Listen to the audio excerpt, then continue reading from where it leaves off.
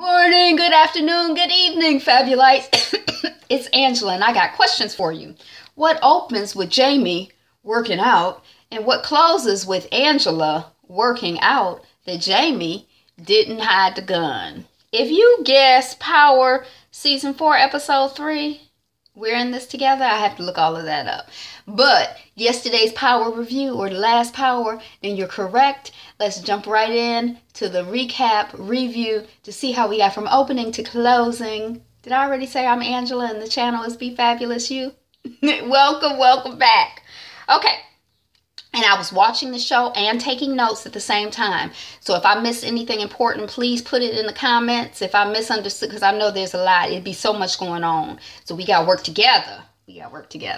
Okay. So, let's see.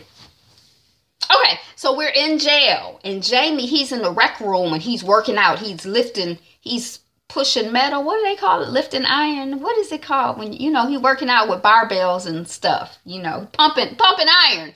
Jamie is pumping iron. And then he's laying on the bench press, and he's looking up at the sky, and then we cut from him to Tommy. Tommy is laying on a couch looking up at the ceiling. I guess they're both looking up at ceilings because I ain't neither one of them outside. And then Tommy, we realize that he is on Tasha's couch. And then we're back at jail, and Charlie Murphy, the Charlie Murphy cop, is choking Jamie out with the barbells. And he like, somebody died here, last year, another cop killer just like you, and Jamie's like, the camera, he's choking him out, got the barbell across his, and he's like, the cameras ain't on, that's why, if the cameras was on, we know what happened to that other cop killer, so he continues the harassment. I think that when Tommy was waking up, Keisha might have been texting him, because I think that, they might have, done the do, and then he left her in the middle of the night, or I don't know, but I get the impression that Keisha was trying to get at him too. And then we see, Angela's white colleague, I didn't know his name. His name is Sax. Just for my information, you probably already knew that. Yay! So they could all unite and agree and get together on wanting to kill the black man. I guess they having a meeting at the FBI Federal Agent's office or whatever, and they all in agreement that they want Jamie dead. Yay! And then Mock. Is it Mock? That's the Asian attorney. He says to Angela, you have an authority issue after their meeting and everything. He kind of takes her over to the side. And he's like, you have an authority issue. He kind of gets on her for making a deal without his permission or consent. And what if he had accepted the deal? So he sends her back. I didn't really know where he was sending her back to, but I think he's trying to get her to get with Tasha to try to flip her, turn her, see if they can, how they can use Tasha against the father of her children. Hold on one second. All right. So then we see Mr. James St. Clair with his lawyers, and they're asking about Dre and Julio and what are Dre and Julio going to say. And James St. Charles, St. Vincent, what's his name? Jamie. What is it? Anyway, he says they're going to say that I'm an upstanding citizen because that's what I am. And then I think homeboy Silver is like, well, you hanging out with felons don't look good. It's not, blah, blah, blah, blah, blah. And then they're asking him about the gun. And Jamie is like, that is not my gun. I don't have nothing to do with that gun. I ain't never seen that gun. Me and that gun, no connection whatsoever. So they're like, okay, we going to pursue this. But if it's something we need to know about Dre, about Julio, about the gun, you need to let us know. Or else we going to get caught out there and your behind is going to get killed. Okay. So, then Charlie Murphy cop. What's the Charlie Murphy cop? Because Silver left. And to me, it looked like the Charlie Murphy cop kind of came in and he was like in the doorway, in the gap, listening, like the door didn't all the way close. But nothing came of it this episode. But that's what it looked like to me where I had that question. But anyway, and then when Proctor left, it seemed like they were locking James up. Like one officer was locking James up with the Charlie Murphy cop, like locking the door, and he was in there with him. So I thought we was going to see him beat down again, but that didn't happen either. Was I seeing things on this episode? Okay. So then we have Julio, and he is with the guy that Tommy ran over for being too smart around the mouth and around his behaviors and, you know, carrying on. And, you know, the guy who Tommy felt like he had to put in check because Julio did not put him in check. His guy, his boy, his partner, his friend or whatever is kind of like dealing with Julio. And, you know, Julio is like, you know, I'm sorry what happened to your guy, Dominguez. But, you know, you got to be respectful. He wasn't respectful. You got to be respectful. I'm the distro now. And the guy is basically like, you think that a title earns you respect? Hold on a second. You think that a title earns you respect? That's what he said. And, you know, you don't nobody respect you. Basically, that's what it seemed like he was saying. Like, just because Tommy made you the distro does not mean that we trust you or respect you. You ain't earned the respect and you basically a punk. That's how I took it. Okay, so then we see Proctor. And Proctor is telling Tommy about the $20,000 bribe. And to deliver the money and everything. Dang, is this episode? I thought that was the last episode. Oh my gosh, my notes. I don't even know, because Tommy should know about the 20. Didn't he already deliver the? Okay, so no, I'm sorry. Okay, so he's telling Tommy about the bribe and, you know, all of this stuff. Okay, so, then we see Angela. She's at a coffee shop or something, and Tasha walks by and she knocks on the window. And then Angela comes outside, and Angela and Tasha are talking on the street. And Angela is basically trying to catch Tasha up. She's trying to erode the trust between this woman and the father of her children, between Tasha and her baby's daddy, her husband, man, that's her husband. And she's like, you know, did James tell you that he was offered a deal and the deal could help and protect you and the children, and he didn't accept it? And Tasha's like, oh yeah, he told me, but you could tell that he didn't tell her. And then, you know, some of the stuff that I wasn't sure. Yeah. So, you know, Angela is trying to catch Tasha in her lie and plus erode Tasha's trust for her husband. But they're both liars.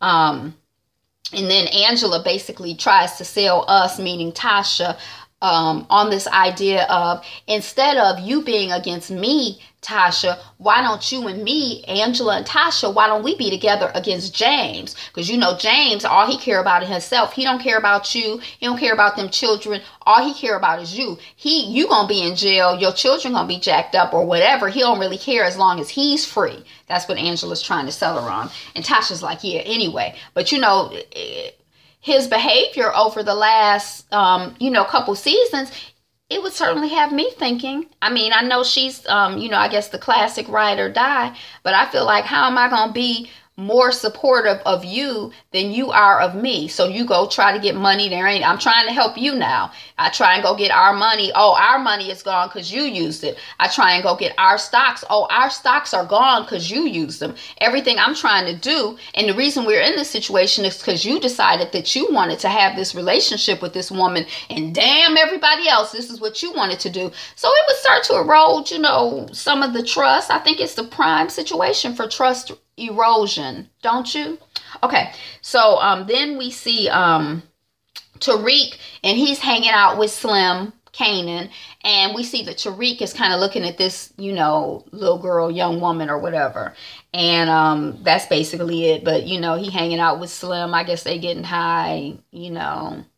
I guess he thinks he's cool and he's cute. But that little boy, the little boy who plays him is cute. Who plays Tariq, that's a cute little boy, but the character is not cute worth of nothing.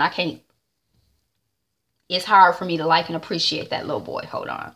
Okay, so then we see Tommy and Julio, and Dre. Tommy is kind of finding out that Dre was a no-show for his drop. I guess he was supposed to be dropping off the money from the club, but he hadn't shown up. And see, Julio is the distro. He's supposed to be managing all of this. And so Tommy is kind of like, huh, what? But then he's like, look, that's your problem, and you're trying to make your problem my problem. And when you make your problem my problem, that makes you my problem. Then you got a problem. If I got a problem with you, then you got a problem.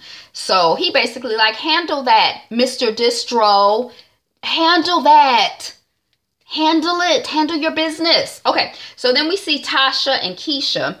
And Keisha comes over to Tasha's place, and she like, who you got sleeping on the couch over here? Because, you know, the blanket is still there from Tommy. And Tasha is like, oh, that ain't nobody. That was just Tommy.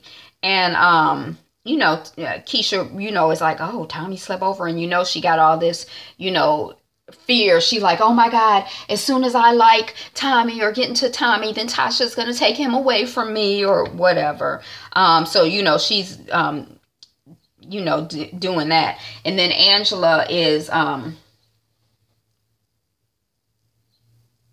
maybe Tasha is telling, you know, Keisha about what happened. Oh, you know, my husband got a deal and he didn't even tell me about the deal. And, you know, we're supposed to be in this together. We're supposed to be on each other's side or whatever. And then Keisha is like, you need to be on your own side. And we know, I knew at that moment that Keisha is on Keisha's side. If I had any question about it, you know, Keisha is on Keisha's side. And she's a mother, and, you know, what's she going to do? She got to be on her side. Because if she ain't on her side, who's going to be on her side? And then they dragged her involuntarily into this mess. She didn't voluntarily get involved with this. She's like a child, innocent, more or less, you know. Then we see Julio at the club, and Dre is lying. He's telling Tommy that, Julio is at the club. And Dre is like, you know, Tommy, the last time that Julio and Tommy were together, after Tommy was like, look, if you got a problem, you handle your problem. Don't be trying to make your problem my problem. Da, da, da. And another thing, why were you being interviewed by the feds for longer than Dre? And so when Julio gets to Dre, he like, did you tell Tommy that I got interviewed by the feds longer than you? Because that's not what had happened. And Dre is like, no, I don't know what you're talking about. I didn't say that. Basically, some version of that.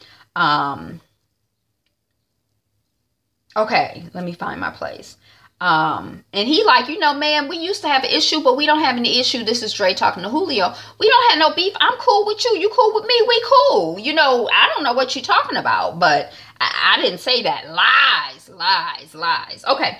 So then, we see, Tasha is visiting with her husband in the jail. And she's like, oh, you know, talking to him in code about, you know, this offer. I heard, you know, you were offered a gift and the gift would help me and the kids. And, you know, you need to bring me in on decisions. And you need to act like, you know, I'm here for you. And I've been here for you. And you need to act like you know who's here for you. Okay, so, you know, she trying to check him. But poor Tasha, that character, that woman, I mean, it's just like one, I mean, she has the children and that's a blessing, but I mean, it's just like a mess. I feel bad. Girl, I feel bad for you. You cute though, but you, and then people be talking about your wigs and stuff. Okay, then we see Angela telling Mock that Tasha probably won't take the deal and that she's loyal to James.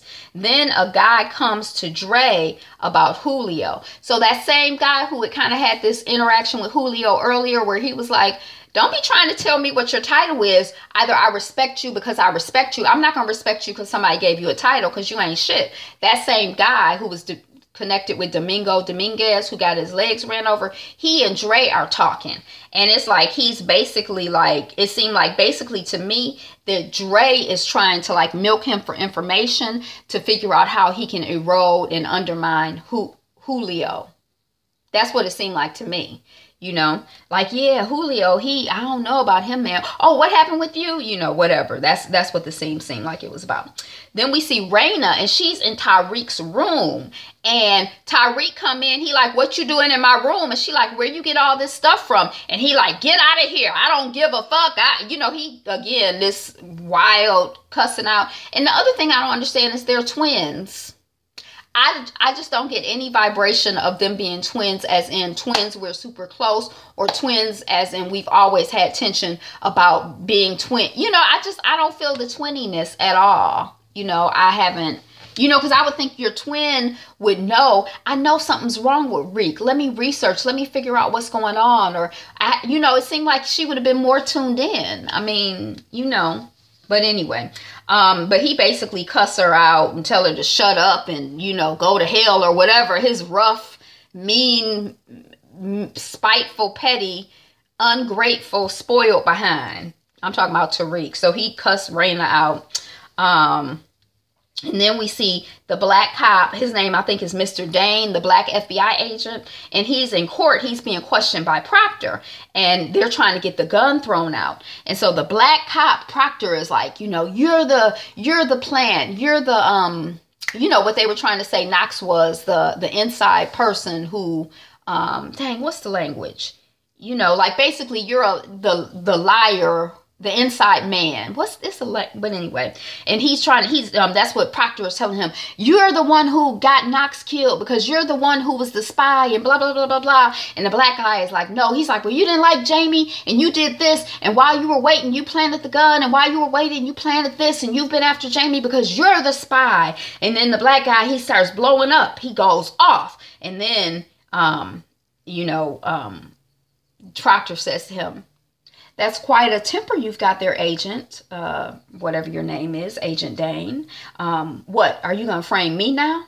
And then, you know, it's kind of like it's a wrap. He lost his temper. You know, if you black, you can't lose your temper because that's just a wrap. Everybody know then that if you lose your temper, that means you going around killing people because that's the next logical conclusion. So, you know, it's like it's not looking good. The judge is like he going to come back with his decision. But we all know, now that this man has gone off, it's not looking good. And sure enough, Mock says, uh-oh, we can't call him up about the gun because he's the one that found the gun. That was just a preview of what's going to happen in court. We're screwed. That's what the Asian boss man says, the attorney number one.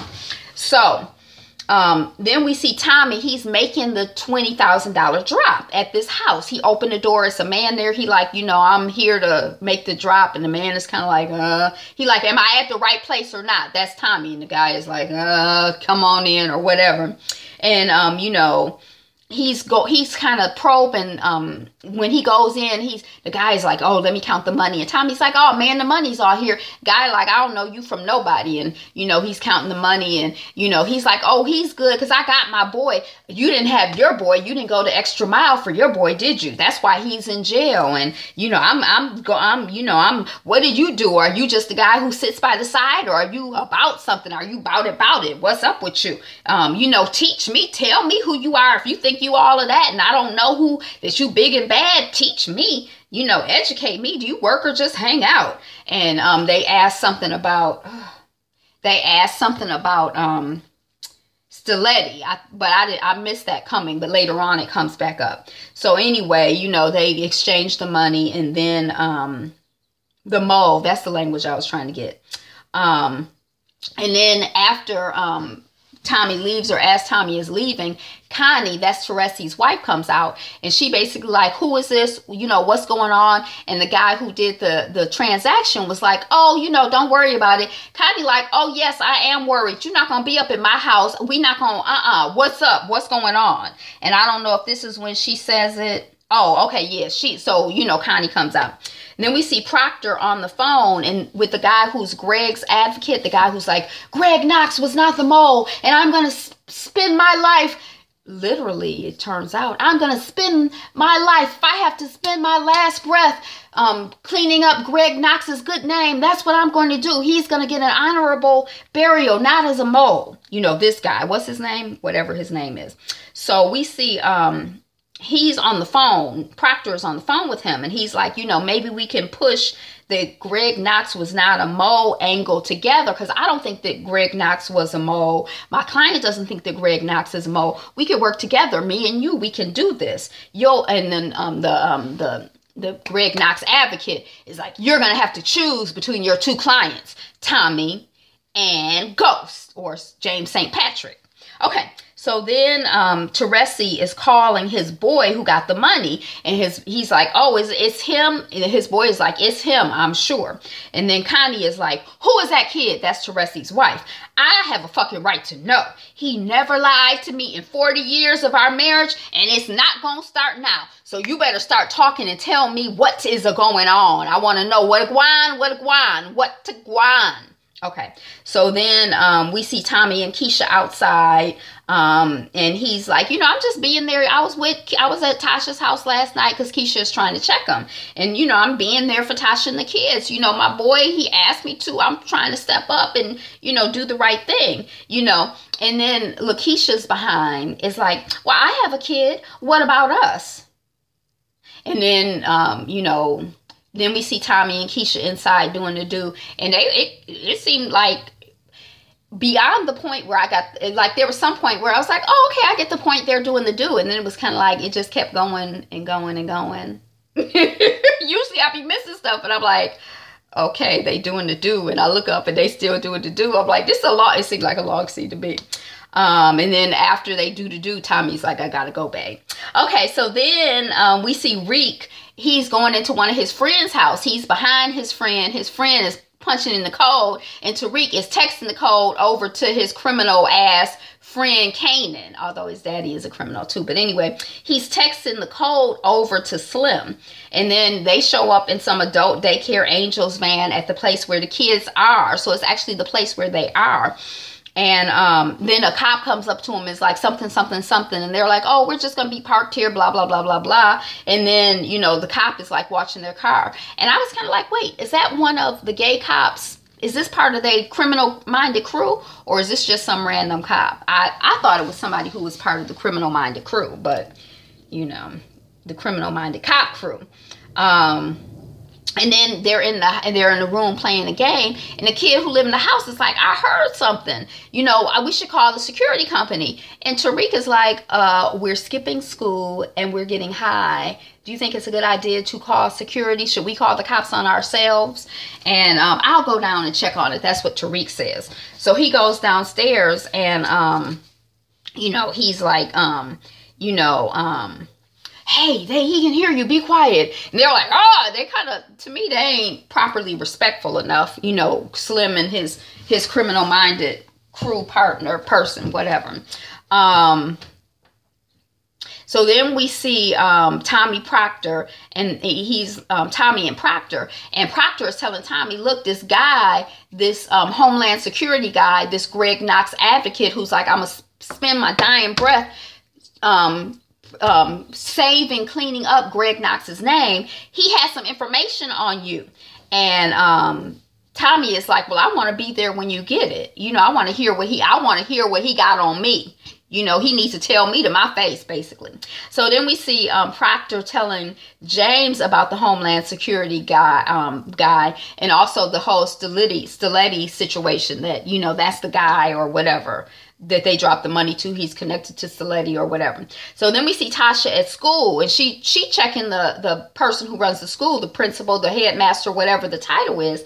And she's like, what are you doing about security at this school? Because, my girl, she was on the newspapers got her, and I pay enough money for the newspapers to have not gotten her. And somebody says, well, your husband is in jail. And Tasha's like, he's going to be exonerated. And she get a little bit too loud, and other people are kind of looking at her. They probably be looking at her anyway, because of the situation. Even before that, probably because it's not so many black people, whatever. So, and then the woman is like, well, speaking of how much money you pay, your tuition check this quarter has been returned for insufficient funds. And Tasha's like, oh, no, we have the money. You can just resubmit that. And the woman is like, well, I talked to the bank manager, and we're not resubmitting nothing. You need to get the money to me by the end of the week. I don't know if she told her cash, but she was basically cash or cashier's check. Don't be bringing me none of them busted checks anymore. Okay, so then we see the FBI closing down Keisha's business. Then we see Raina sees Reek leaving. Oh, the feds closed Truth. And the mother, Tasha, is getting a call, so I think she's leaving. Then Tariq leaves right after that. Then Dre shows up to pay Keenan at, Keenan's little criminal-minded den or whatever it is. And he like, look, this will probably be the last payment because they done closed down Truth, so I don't have any source of income. And Keenan is like, same thing. I don't care how you pay, just get it done. Don't let your problem be my problem, because then you're going to be a problem. We're going to have a problem. I'm going to have to get you, little Dre. And then Dre sees Tariq. He like, what's up? Come on, Tariq, you got to come with me. And Tariq is like, man, I'm cool. I'm cool. So he's lost his influence with Tariq. Slim, you know, so Tariq picks Slim over Dre. And he's smoking weed, I guess, for the first time. Then the woman, the little girl or the young woman that Tariq had been looking at, like thinking she was cute before. Now Slim done hooked it up. Kanan done hooked it up, I guess, so they could have sex with each other. As a gift for the last job, I guess, for, you know, stopping him from calling security or whatever. And then we see Rika and the girl, and they're kind of talking about their lives, and you can really see a contrast between how this girl is raised and how Tariq is raised in terms of the involvement of their parents. Her parents, she said, don't care where she is. I think she just has her mom involved. Whatever. It just seemed like you just gave me the feeling like, damn, Tariq, you just fucking up shit. Excuse my language, but you just messing up stuff, you know. Okay, so you can just see the contrast between them, and the little girl's like, oh, you know, you can put your, she puts his hand on my thigh, I want to have sex, you know, Slim didn't pay me, or, you know, I want to be with you, or whatever she's, you know, little stupid girl is saying.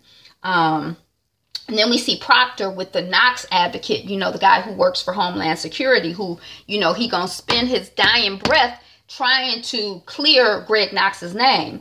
Proctor, so he's playing the recording. I think it's 2 different recordings he plays. And then Sax, he's, you know, Tommy is like, well, has anybody else heard this? And the advocate is like, well, Sax has heard it, and some other people have heard about it. And then, oh my God, it happened so quick. Tommy came out and he stabbed the guy 1, 2, 3, maybe like 5 times. He stabbed him in the front and the back. I was like, oh my God, Tommy, and then before you knew it, the man is dead. He kills him, and he tells Proctor, we in this together.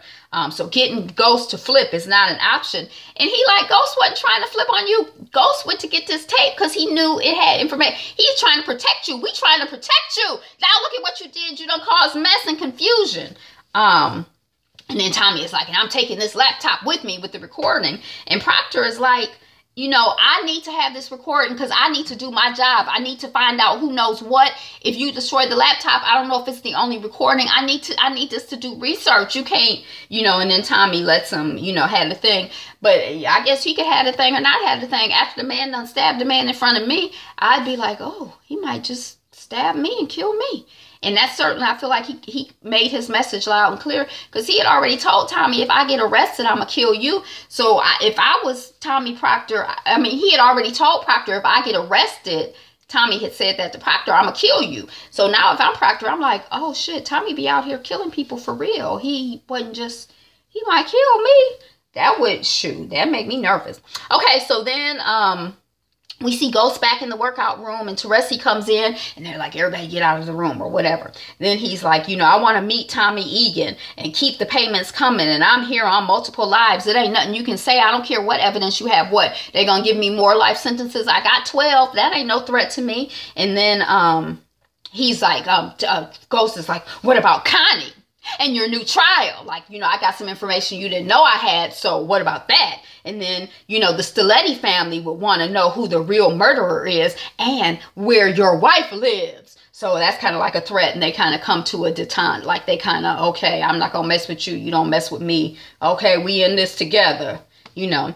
And so then we're in court. James is brought in. His lawyers he's brought in. His lawyers don't know what's going on. They're seizing assets. They say that's something more that happens in a RICO situation, not a murder situation. What's up? And then Egan, and we find out that basically the lawyers are saying that it's a conflict of interest for Proctor to represent both Egan and St. Patrick. Because it's a conflict of interest. And we know your interest is conflicted because you ain't even take the deal to your boy. It would have been to his advantage to take this deal against Tommy. And you can't really represent him properly. So we just think you shouldn't be able to represent, Proctor should not be able to represent James St. Patrick. And we see you be talking to Tommy. So you're talking to Tommy and St. Patrick. What's your real interest? Who you really here for? What's really going on? And so, then Silver is like, well, we can't lose if he can't lose his head counsel this close to trial, meaning James St. Patrick. Y'all putting him at a disadvantage. So we need to get a delay. We need to get it denied. Hold on a second. You know, we gotta, this is a big deal. And the judge is like, oh, that ain't no big deal. you know, Silver's your attorney now, and I'm sure he can figure the stuff out, and that's it. Now they didn't say this to James, but because they had sent they brought the convict, they brought James into the courtroom, and then as soon as he got in the courtroom, they were like, you can take him to the holding cell. We're going into chambers to talk privately. And then we see Proctor go and visit James, and James is like, why are you visiting me here at the regular visiting place? Why are we not in the attorney-client room? What's really going on? And Proctor's like, I'm not your attorney anymore. We don't have attorney-client privilege. You got Silver. That's what you got now. Silver. You got Silver. Okay, shut up, Angela. He's your only way out. Then we see Proctor at Angela's place. Proctor is upset. He's not only lit up, but I think he was drunk too. And he's like knocking on Angela's door. Angela's like, how'd you know where I live? You're drunk. Yeah, he's drunk. And then he's like, thanks for getting me thrown off the case. And the worst part is that everything he did for you. He chose you. That's not his gun. Think about that. And Angela's like, get the fuck out of here.